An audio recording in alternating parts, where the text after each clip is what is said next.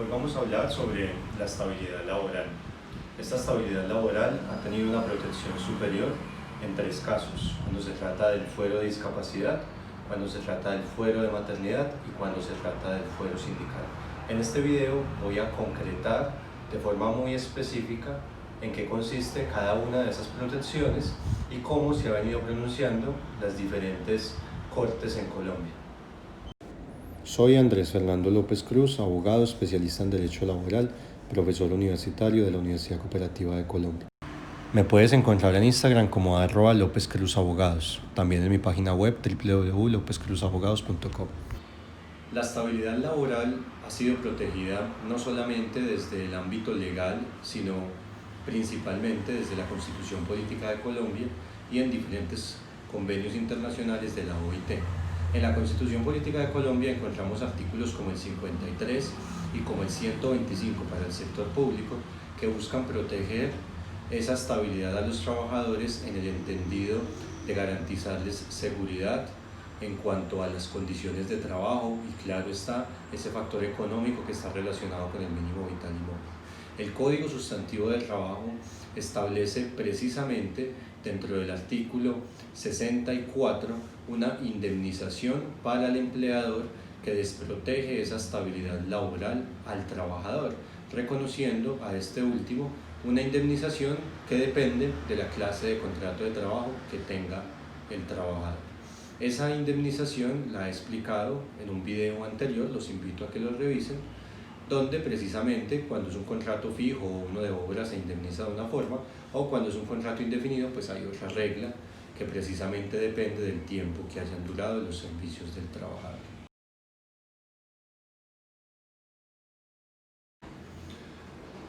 La estabilidad laboral además ha tenido un criterio de protección aún más garantista cuando se trata de trabajadores con situaciones que los dejan en desigualdad. Eso bajo el principio de igualdad que regula el artículo 13 de la Constitución Política de forma general, pero también de forma específica para el derecho laboral, el artículo 53 que previamente había mencionado. Esa estabilidad laboral se conoce y ha sido regulada por las Cortes, tanto la Corte Constitucional como la Corte Suprema de Justicia en la Sala de Casación Laboral, como una estabilidad laboral reforzada, la cual se aplica en tres diferentes casos: para la discapacidad, que se conoce como el fuero de discapacidad; para la maternidad, conocido como el fuero de maternidad; y para el derecho de asociación profesional, que se conoce como el fuero sindical. Muy bien, ya mencionados los fueros en esas tres clasificaciones, ¿cómo se protege en Colombia el fuero de discapacidad? El fuero de discapacidad es una garantía para los trabajadores que se encuentran en una situación de salud,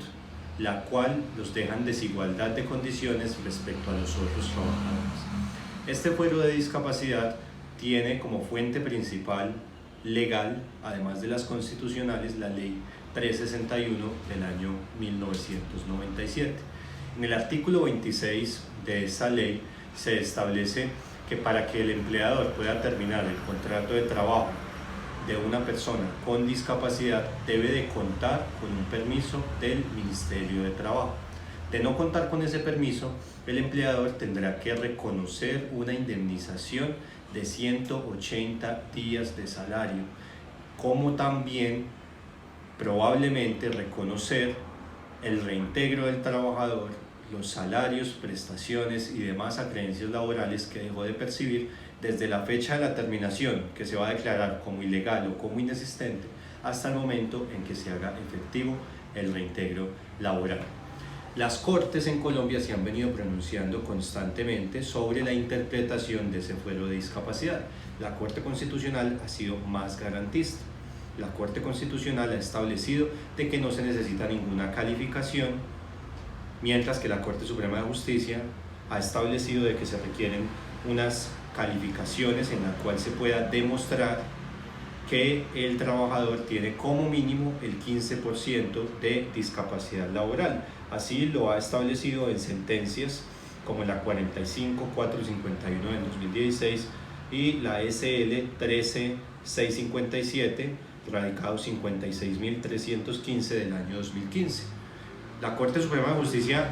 no ha establecido de que se deba de tener la prueba de la discapacidad, pero sí una contundencia que implique una discapacidad moderada de ese 15% o más para proteger este fuero de discapacidad.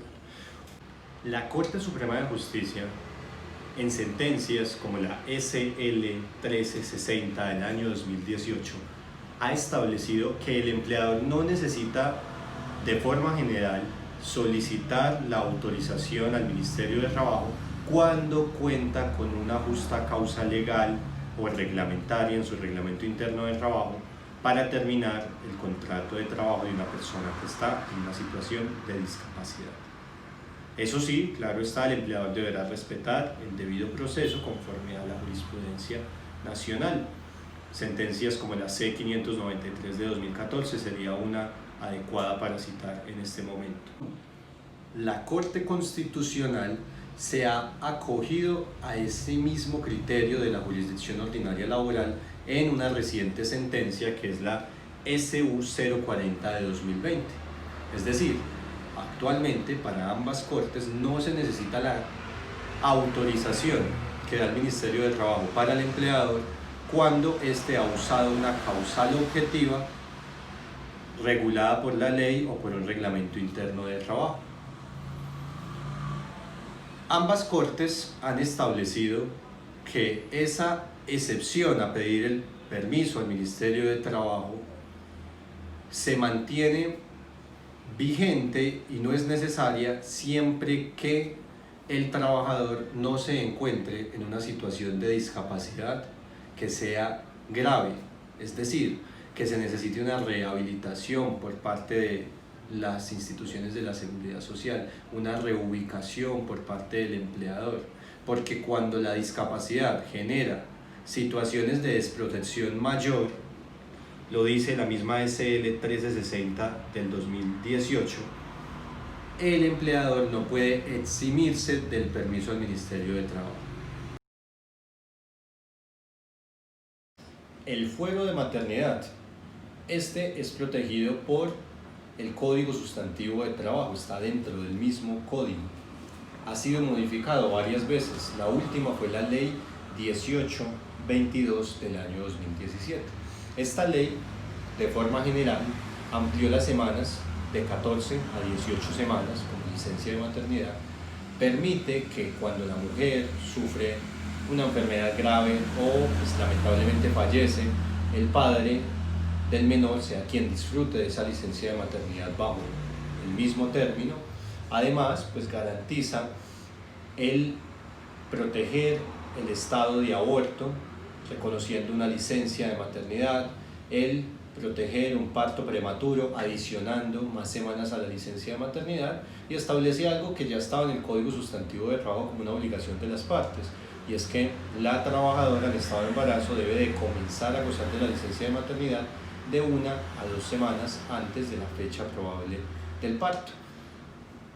El fuero de maternidad implica de que el empleador no puede despedir, desmejorar, trasladar a una mujer cuando está en estado de embarazo o durante los 3 meses siguientes al parto, tal como lo contempla el artículo 239 del Código Sustantivo de Trabajo, el cual establece que se presume que la terminación del contrato de trabajo fue discriminatoria cuando el empleador termina esa relación laboral durante ese término.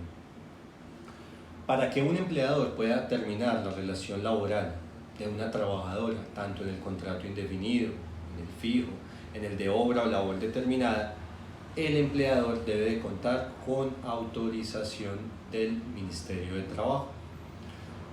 La jurisprudencia ha regulado respecto a la licencia de maternidad diferentes criterios. Una muy importante es la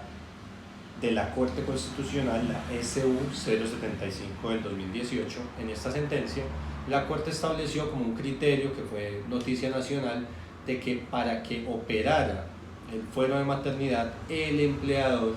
debía de conocer el estado de maternidad.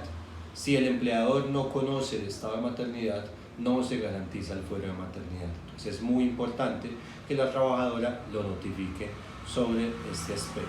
Además, esta sentencia pues estableció criterios respecto a cada uno de los contratos fijos, indefinidos, obra o labor determinada en cuanto a la protección de reintegrar a la trabajadora en algunos casos o de que el empleador tenga que reconocer las semanas cotizadas que necesita la trabajadora para ser protegida conforme a la licencia de maternidad. Los invito a que revisen esa sentencia.